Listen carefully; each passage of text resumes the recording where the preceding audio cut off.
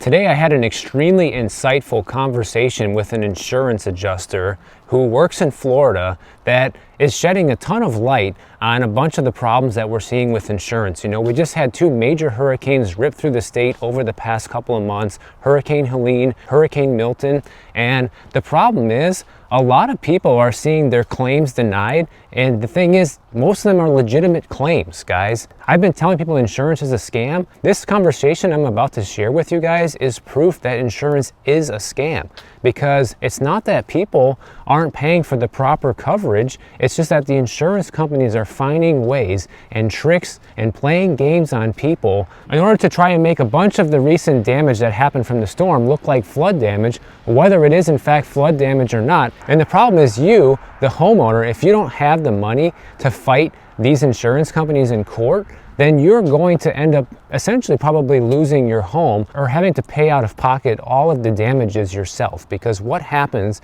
is a lot of these insurance companies are just finding different ways and unique ways not to pay people. So I thought, who better to bring on the show than an insurance adjuster who deals with this 24/7 to give you guys some insight on how to prevent all of this from happening to you. So today I'm bringing a very special guest on the channel. His name is Kling, and he is an insurance adjuster who is licensed in about 12 different states across the country. And he is seeing firsthand right now the insurance debacle that everybody's running into when it comes to people getting denied with claims, people not getting nearly as much money as they should be getting for their insurance claims for legitimate damage. So I wanted to bring him on the show to give you guys some real expert insight on what's going on with this. So Sean, thanks for coming on.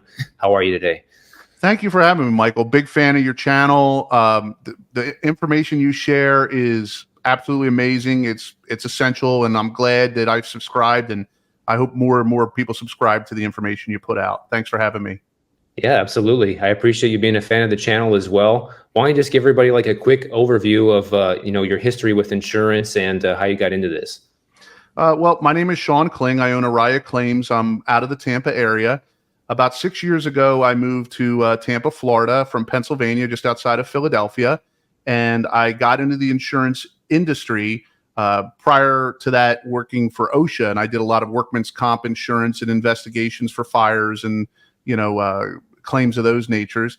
So I moved down to Florida 2018, and my first baptism by fire was Hurricane Michael that hit the Panhandle, and I've been doing it ever since in and around Tampa and about 12 different other states. So right now you're seeing, a lot of people that just got hit with Milton and Helene over there that are, have gotten a major amount of damage to their homes, and they're not getting paid. They're not getting paid the right amount. Like, can you tell everybody what's going on with this? Because I made a video about this a few weeks ago. And, a lot of people like to defend insurance, like, oh, if you're not covered for this, then why did you think you're going to get paid or whatever? But in these cases, people have legitimate coverage and they're being denied, right? Yeah, I'm starting to see it now. It's been about 3 weeks or so since Hurricane Milton, about close to a month since Helene. And we're starting to see a lot of denials. The homeowners, property owners, business owners are filing these insurance claims.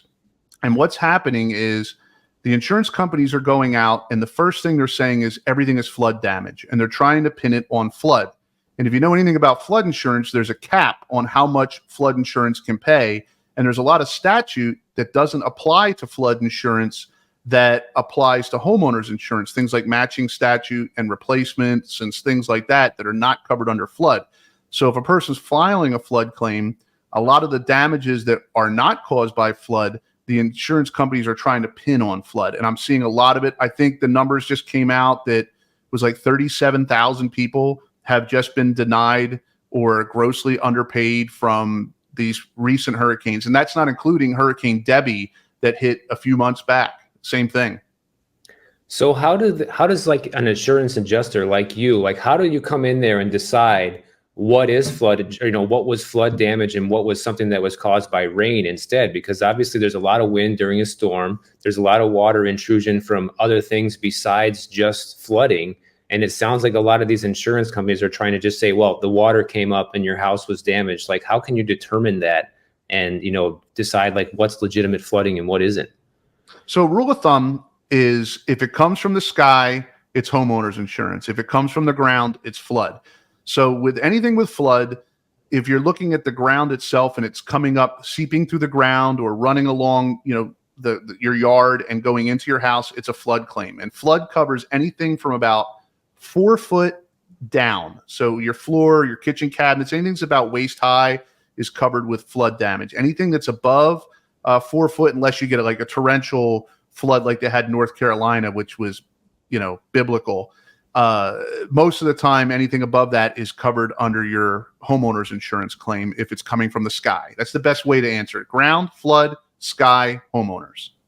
So then how are these insurance companies kind of like shifting the angle to say, well, that's not covered by homeowners insurance. This is a flood. What are they doing to pin that on people? So what they're doing is they're coming in and they're looking at the property and they're saying, well, if it was wind-driven rain, we do not have a coverage for this, and it should be covered under flood. So they're looking at the property and saying, well, if you got mold, that was caused by the flood. Or if you got any type of like tree branch that came into the side of your home and it's below 4 feet, it's covered by flood. So they keep denying and pushing these, tall tales. I'll put them as tall tales. These exuberant tall tales that put everything on flood, and they're able to argue this through a series of ways that they handle the insurance claim. So the best way I can do is explain it. When you call a homeowner's insurance company, you file an insurance claim, they have so many days to go out and inspect your property for damage. That's a state law. It's different from state to state, but in Florida, it's about 2 weeks. They're going to come in, they're going to take a look at the property, and they're going to write an estimate. These are the same estimates that the insurance companies got in trouble changing on the 60 Minutes episode that came out about a month ago. Yeah. It's the same type of estimates. So they come out and they write an estimate. And then what happens is that desk adjuster gets the estimate from the field adjuster, and they go over it and see what the damages are. But one of the tricks that the insurance company uses is they hire engineers, and they'll send a professional engineer out to write an engineering report and say that the damages that were caused by the house were either pre-existing to the storm or caused by a non-covered peril. If you're working on a homeowner's insurance claim at your house and you hear the word engineer, get prepared. They're going to deny your insurance claim. That is a trick that they play. I see it all the time. And there's kind of little nuances. I mean, I could go on and talk insurance forever, but this is like the 30,000-mile view on how they handle these things. Yeah, I take a lot of heat on the channel for saying that people are basically getting scammed by insurance companies, but that's exactly what this is. It's a scam, right? I mean, there's no other way to call it. Right. And the people in Florida were sold on this narrative. I've seen a change from 2018 to present that would blow your mind. When I first started getting involved in the insurance claim process, you had coverage for sinkholes on properties. You had coverage for cap limits for water loss. You had very seldom did they sell policies that didn't have wind coverage. If your vehicle was inside your garage and the storm came and knocked the garage over and it fell on top of your car was covered under your homeowner's insurance, not your auto insurance. So that's how it was when I first got into this. Plus, there was the fee shifting provision for attorneys.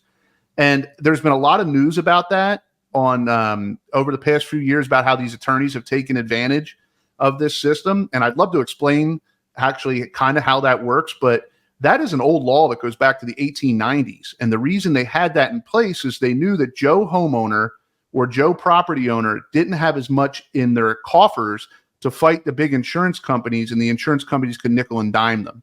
And they did away with that in 2023. And Florida was the best state for insurance. Now it's by far one of the worst. Wow.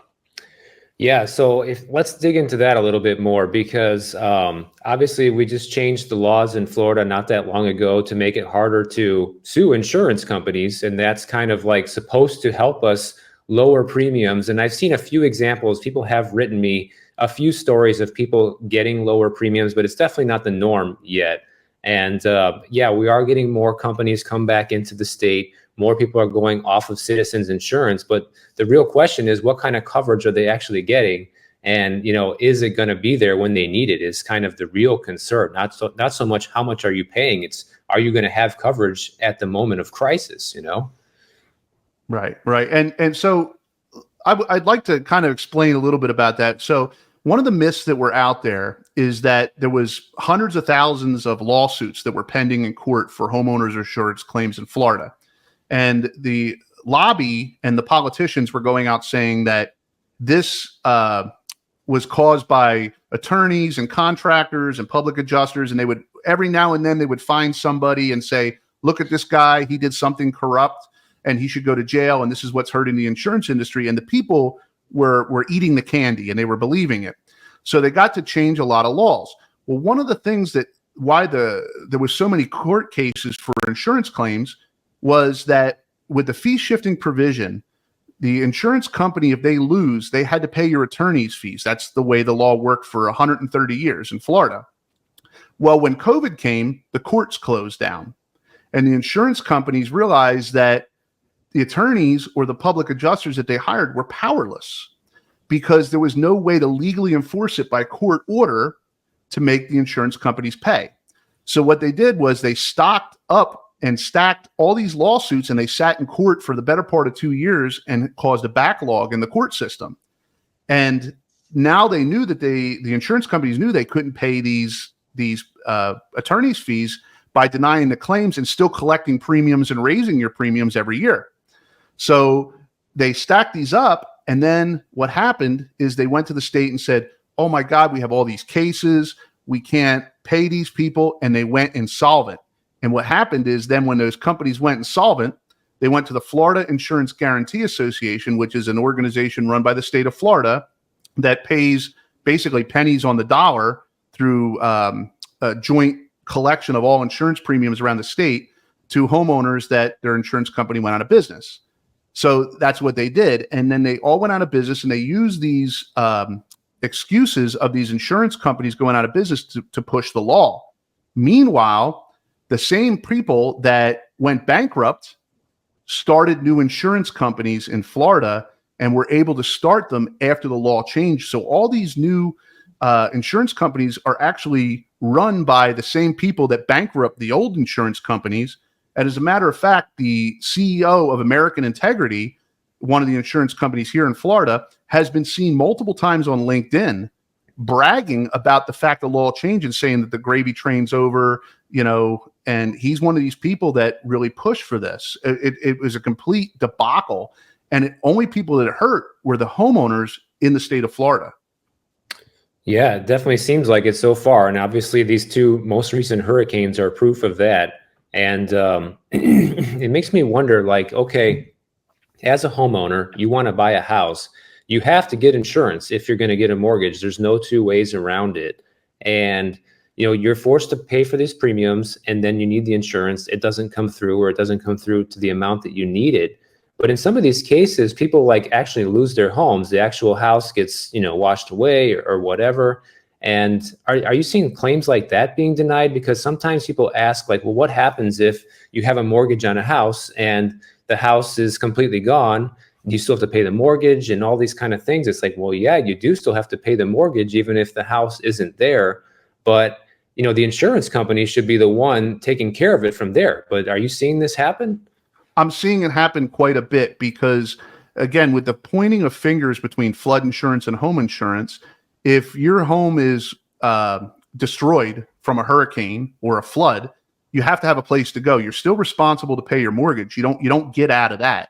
Now, Yeah. A lot of insurance policies have what they call assisted living expense, but a lot of flood insurance policies don't have that. That's a homeowner's insurance policy.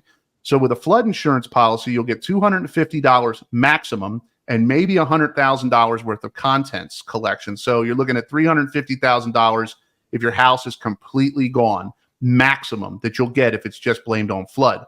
If you have a homeowner's insurance policy, a lot of them have a certain percentage of the value of the property. That is what they're allowed to collect. So you might have what they call $50,000 in assisted living expenses. So when your house is getting rebuilt or repaired and you're unable to live in it, that $50,000 is awarded to you a lot of times in monthly increments. And that one thing I need to stress about assisted living expense is it's not free money that you can pay your mortgage and stuff with. That's not how they look at it. You still have to pay your mortgage. The assisted living expense is only for bills that are above and beyond what your normal bills would be. So if my mortgage is $2,000 a month, I still have to pay that $2,000 a month. They're only paying for my $2,000 a month for rent to live someplace else. Right. So you're still responsible. Yeah, so it does help, but not nearly as much as people think. So what do you think people should do? I mean, you're kind of stuck in a hard spot unless you can pay cash for a house, there's not much you can really do to avoid having insurance. And some people, I'm seeing a lot of people deciding to go without it, especially in Florida because of this. And what do you think like the average person can do about this? You know, herein lies the problem with that. There's some tips that you can do to take care of yourself, but insurance is the only industry I know that's regulated into law that you must purchase. If you think about it, they had Obamacare. You have to buy health insurance where you have to pay a tax. If you have to have a license and to drive a car, you have to have insurance. In order to have a mortgage, FDIC insured mortgage, you have to have insurance on your property.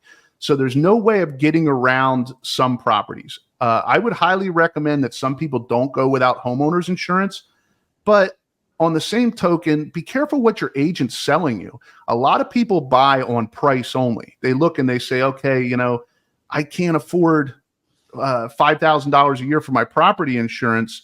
Can you get me a better policy? And the agent will come back and say, yeah, here's one for $3,000, but there's no coverage. You don't have any coverage. It's a paper policy. If you're able to self-insure and you have that kind of money, think about your premiums. And if it makes sense, self-insure. As far as like, if you have to have a homeowner's insurance policy, really get to know your agent. Keep a wind cover policy. You always want wind, especially in Florida. I see so many people get non-wind covered policies, and look for, your other policies to make sure they meet up with what you need. But if you can self-insure on your home, that might be the best way to go, especially with the amount of time some of these cases. I have cases right now that go back to 2020, 2021. That's how old some of the cases are. I have probably 30 Hurricane Ian cases that are set for court dates in the spring of 2025. So if you're able to, self-insure and avoid that, that's one thing I would definitely recommend. Yeah, one question I've been asked quite a bit recently is like, is Florida becoming only for the rich? And it seems like it's going that way only because of where real estate prices are, combined with the fact that the insurance payouts are not keeping up with what people actually need to get if you do own a home. So who else can afford that? You really have to be kind of rich to be able to afford this sort of situation unexpectedly. And every time a hurricane comes and it wipes out people who aren't rich, they sell to somebody for pennies on the dollar. You were kind of telling me a little bit about that. If you want to share some of those stories too. I mean, little by little, these properties are just getting bought up by people who can afford these type of things.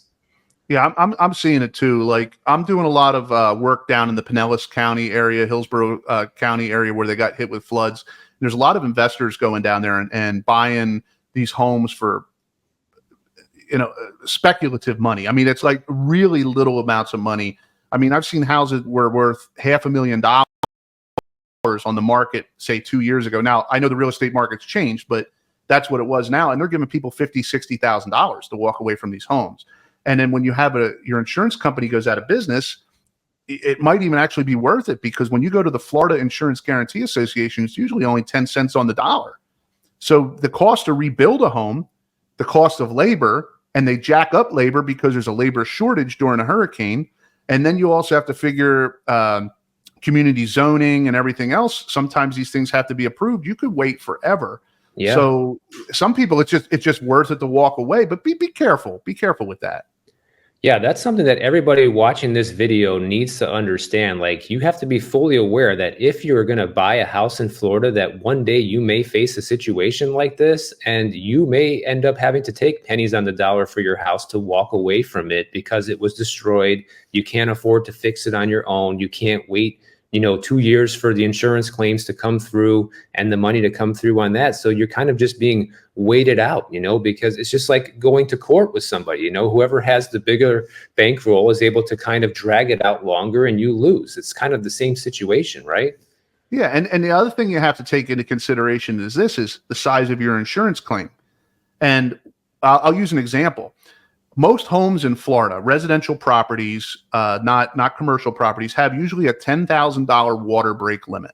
So if you come home, your kitchen's flooded out from a refrigerator leaking or a sink leaking, you only have $10,000 in coverage. Okay, so you file the insurance claim. They're going to take your deductible, $500, $1,000, $2,500 off of that claim. So let's just say it's $2,500 deductible. You're only getting $7,500.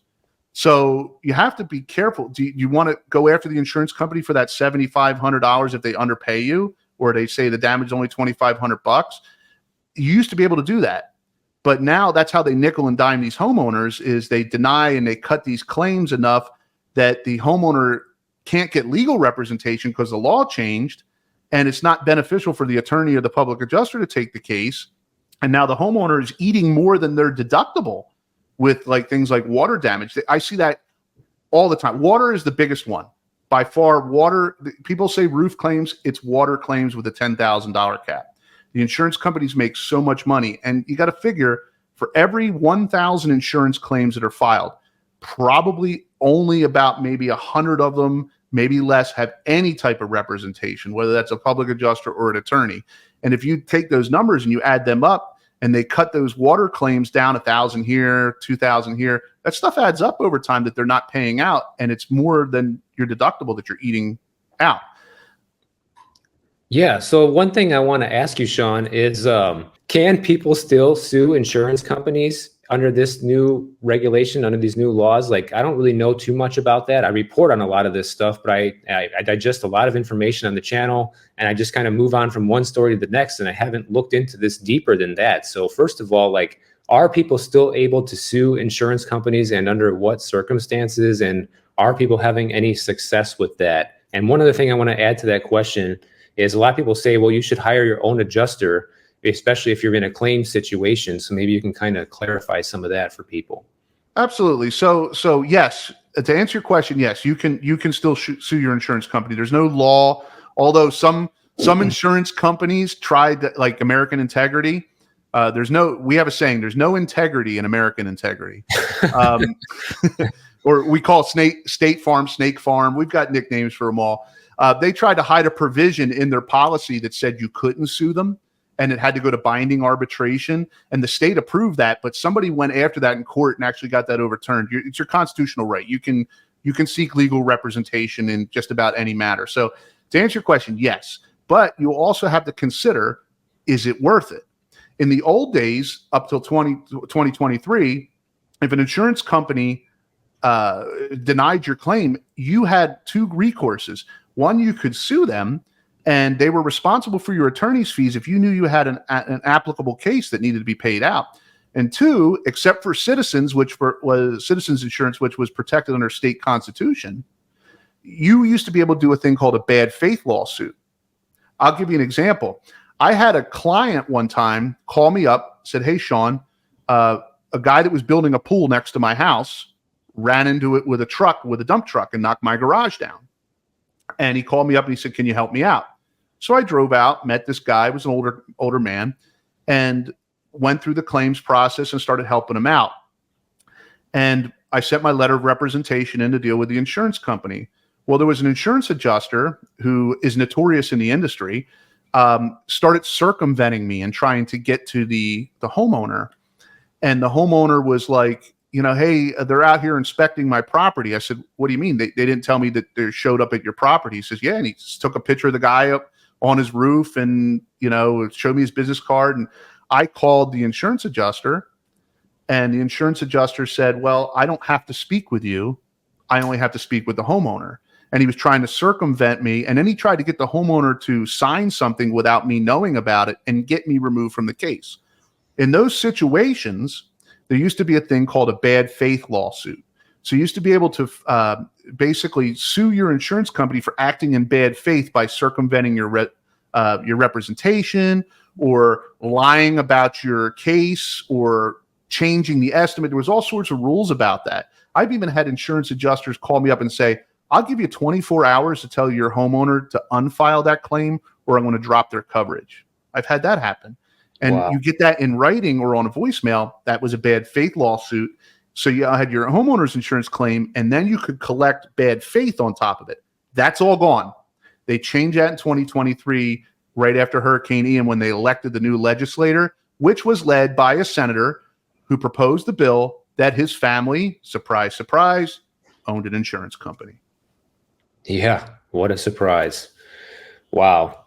So, I mean, is there any value then in even trying to sue an insurance company? Like, have you seen people be successful with that? So I used to believe that it was valuable to, negotiate with the insurance company. You don't always have to sue them. Sometimes there's other things in place that, like what I do appraisals or I do negotiations. You don't always have to sue them, but is there a value in it? You have to weigh your pros and cons. Unfortunately, with the way that the system is now, you have to have a pretty large size insurance claim to make it, first of all, for anybody to even take the case, whether that's an attorney or a public adjuster. I can't speak for attorney, I'm a public adjuster, but you have to have it sizable. And the other thing is how they handle these things. So when you're in a state of emergency, like a hurricane, there's different rules that apply than in a regular insurance claim. So if I'm cooking on my grill and it's a hot July day and I set my house on fire, that is a regular insurance claim. It doesn't have a hurricane deductible. The public adjuster can charge a different percentage. When you have a hurricane, people have a hurricane deductible, 2%, 5%, 10% of their home, and a public adjuster's fee is capped at 10%. So that's the most they can make.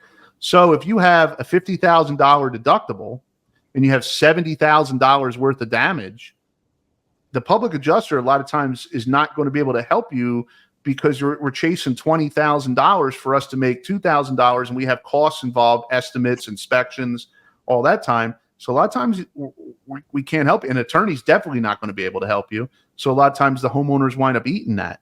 When you have larger losses and you're talking into the six figures, that's when it becomes more prevalent to file a lawsuit or hire a public adjuster.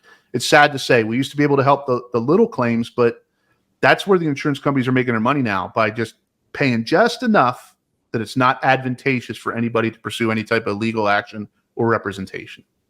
Yeah, this reminds me a lot of a video I recorded, I think at the beginning of this year, about insurance. And basically I talked to another insurance guy who writes insurance, and the kind of advice I got for the video was, if you're not having a catastrophic claim, some kind of catastrophic damage, don't even bother filing the claim, because it's going to raise your premiums. They may drop you, and it ain't going to be worth it. And it sounds like you just kind of confirmed that as well. Right. And the other thing that you have to keep in mind too is that in Florida, not everybody is a domestic carrier. And what I mean, excuse me, by a domestic carrier is you'll take certain insurance companies that are only licensed in Florida to sell insurance. That's it. And they have to have so much reinsurance in order to be able to sell insurance in the state to cover their losses. And then you have other ones that are not domestic carriers, say like Lloyd's of London out of London, England. Or you'll have big ones like Progressive, State Farm. They're national.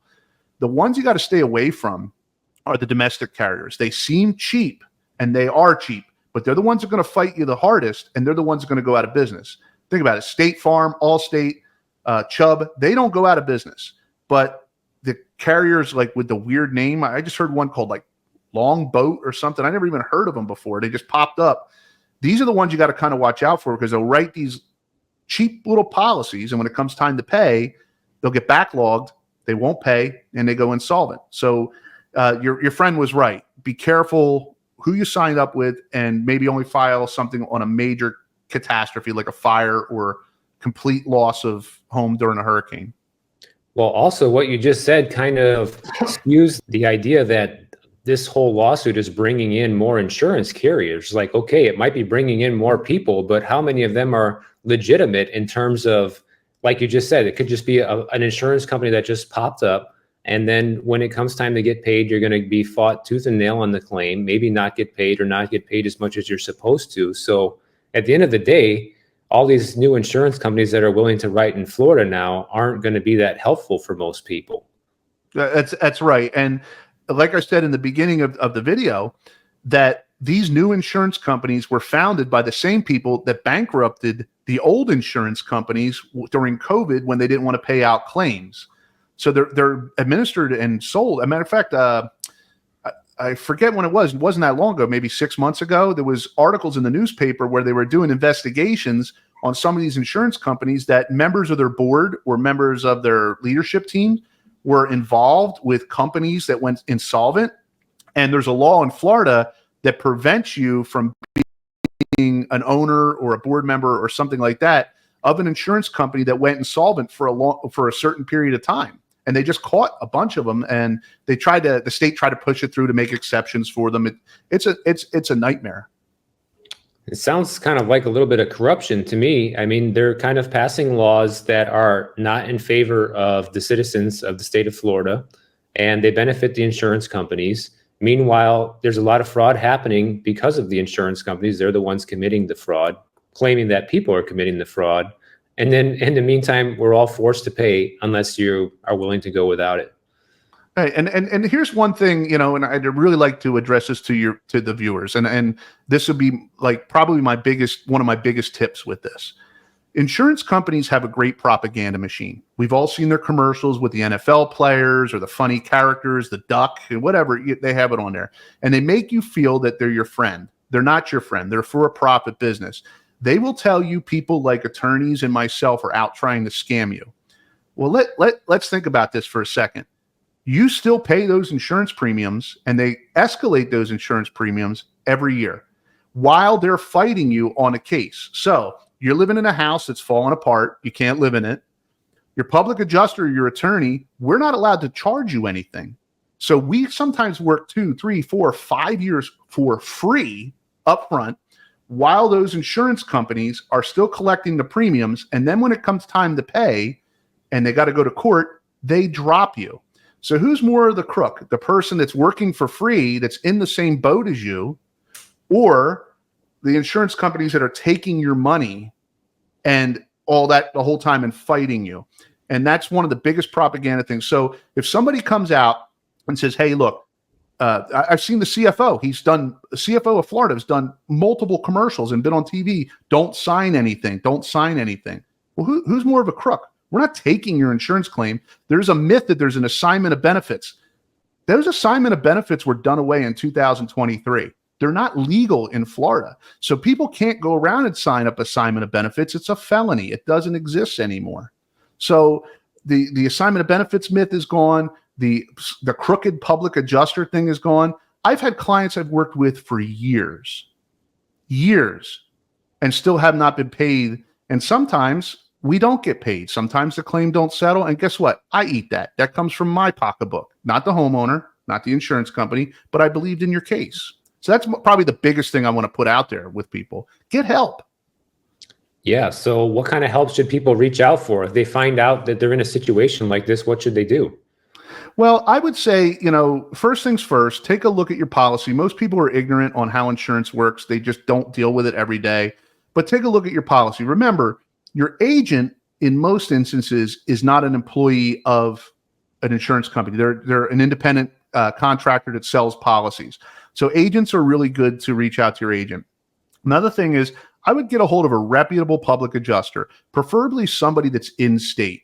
Okay, so if you're in Florida, hire a Florida public insurance adjuster. Have them come take a look at it, because some guy that lives in Vermont probably doesn't know the laws as well as Florida. Florida is one of the hardest states to get a public insurance adjuster license. We actually have an apprenticeship program and a testing program. It's so hard that every state recognizes our license to we can just apply. We don't have to take a test or any type of exam or anything. So hire a public insurance adjuster. Or if you really feel that you need litigation, there's a lot of great attorneys out there, a lot of great attorneys that will take your case or at least take a look at it. Okay. So it's not like you're completely helpless, but you do have to be willing to be up for a battle and be able to kind of afford that battle. That's really what people have to, decide for themselves. Like, can I afford to stick this out for a couple of years potentially? Can I afford my living expenses? Can I afford paying for this house that I can't live in? Those are kind of like the decisions that people need to make. Yeah. And we're right there along with you. I mean, I've had clients that have called me up and, Hey, my mom died. I've had clients that have died. I've had clients that have moved. Call me drunk at 3 o'clock in the morning. What's going on with my insurance claim? We're right there with you, man. Like we're suffering through you. We're not living in the house, but we're using our money to help you out. So we're on your side. There's no reason for us to not do what we need to do to make you the money, because that's how I make my living. I make my living on a percentage, just like you do in real estate. I'm the same way. I make a commission. If I don't perform, I don't get referrals. So there is people out there, and here's the trick. Most public insurance adjusters, even if they don't take your case and there's no money into it, a lot of people like myself, call me up, get a hold of my office. I'll answer questions for you, even if I don't make a penny off of it, because that's how much I believe in what I do. And most of us believe in what we do. And regardless of the propaganda, we're here to help you. We're not here to scam you. So if anybody in Florida is watching this, then if they need your help, they're free to call your office. They could call my office or any public adjuster. This isn't a promotion for Sean. I just wanted to share my information, but yeah, they can call our office, Aaraya Claims. You can find us online, or, we're not just in Florida. Like I said, I'm in 12 different states, Arizona, Colorado, Texas. The good thing is people in Texas, Colorado, Oklahoma, they still have good insurance laws. They're still advocate for the property owner, but most of the other states, it's an uphill fight. Okay, I'll be glad to put your link down in the description below so people can take a look at it in case they need you. I want to talk about some situations where people are having their adjuster come out, they write it up like we saw in the 60 Minutes episode, and then it goes to the desk adjuster, and then they downplay it substantially and cut off 80-90%. Are you seeing a lot of this happen right now with these recent insurance claims? I'm seeing a lot of games being played. Let's put it like that. I'm well aware of the 60 Minutes episode. I watched it, but this was also brought up to the state legislature a few years ago when they tried to change the law. This is not new.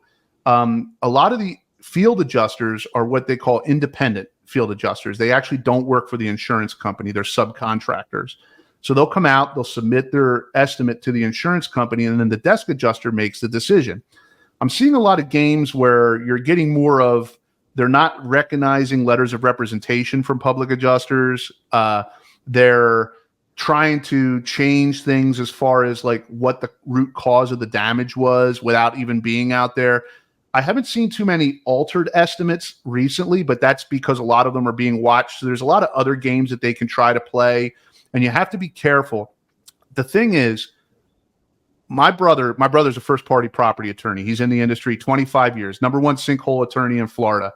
And he always told me the number one trick is get everything in writing. If they tell you it on the phone, they can deny it. But if it's in writing and they change their mind, you show it and say, here's what you put in your email, here's what you put in your letter, and it helps your case out a lot better. And you'll see as time goes by and cases start to pile up, you'll be through 3, 4, 5 different desk adjusters through the claims process, and each one of them will try to tell you something different. But if you have that record in writing, it helps your case a lot more. Yeah, that's extremely helpful. So before we hit record, you told me that you're paying quite a bit in insurance yourself. I wanted to ask you about that because you said it was a lot of money. So tell everybody how much it is and how much you pay for insurance. And also, I'm curious to know, as an adjuster and somebody who's seen all of the games played, like why you even pay for any of this stuff? Like, what is your reasoning for it? Well, okay. So I was telling you before, I added all my insurance up through the year, and I'm talking my home, my car, and my health insurance, and I'm paying about $20,000 a year in insurance collectively. I haven't had an auto accident since 1997 or a ticket. I haven't filed a homeowner's insurance claim since I lived in Pennsylvania when I was married in 2006, so almost 20 years. I don't have any major health conditions, so I'm not in and out of the hospital. I'm paying about $20,000 a year. Why do I have it? Well, one, health insurance, you have to have some form of health insurance. I'm self-employed. I own this business. So if I don't, I pay a penalty and a tax on the health insurance. Auto insurance, you have to have, or they take away your license. You cannot have a license in the state of Florida without any type of auto insurance, which was interesting because when I was growing up, I'm 47. So in the 90s, there were certain states, like my sister lived in Maryland. you didn't have to have auto insurance back in the 90s. And in homeowners insurance, I have a mortgage, so I have to have something. I went with a more reputable insurance company that I've dealt with, that I knew what to expect from them, but I had the luxury of being in the business to know who to work with. So that's kind of where my position is. If I had my house paid off, I would probably self-insure. Auto and health, I can't do anything for. Okay, so you're kind of trapped like most people are, just like you have to have it for a lot of different reasons, usually by law. And are there any insurance companies that you think are more reputable than others that you would recommend people try to check out, especially in Florida? Well, the top a homeowners insurance company, if you can get it, get Chubb, CHUBB. Unfortunately, most people don't qualify for Chubb. It's a higher end home insurance company. In all the years that I've been doing insurance claims, I've never once represented a Chubb client, because Chubb comes out and they pay everything out. Everybody else, they have their good points and their bad points. I would say if you could get with a carrier that is not just Florida based, so your Allstates, your State Farms, USAA, Travelers, they tend to be a little bit more easy to work with. Not 100%, but they definitely have deeper pockets than the domestic carriers. And they often have things written in their policies that prevent litigation, like you can do appraisal and things of that nature that help the claim process along. That would be my recommendation. Okay. Yeah, that's extremely helpful for people, Sean. Well, is there anything else that you think people need to know before we call this a day? Yeah, I would say stay away from the propaganda.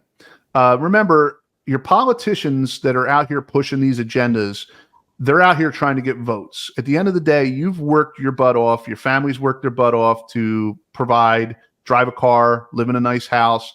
And, don't let some politician tell you, or some insurance propaganda tell you what your rights are. Think for yourself, ask around, just don't go by what you see on TV. And you would be surprised how much help there is out there if you just Google things. It is a wonderful, wonderful invention. Well, I'm definitely going to have the link for your info down in the description. So anybody who wants to call you and reach out, like you mentioned earlier, they're more than welcome to do that. Just so you know, it's not a commission thing. I'm not getting paid for this. Sean's not getting paid for this. It's just, to help people out. That's what this is. So Sean, thank you so much for meeting with me today. It's been extremely helpful. I'm sure people got a ton of value from this. So really appreciate that.